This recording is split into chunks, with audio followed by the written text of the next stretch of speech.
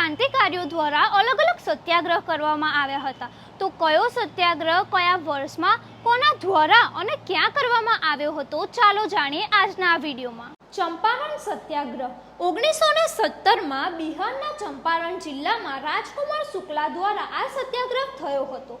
અમદાવાદ સત્યાગ્રહ 1918માં અમદાવાદમાં મહાત્મા ગાંધી દ્વારા આ સત્યાગ્રહ થયો હતો।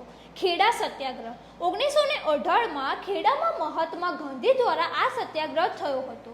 રોલેટ સત્યાગ્રહ 1919માં મુંબઈમાં મહાત્મા ગાંધી દ્વારા આ સત્યાગ્રહ થયો હતો।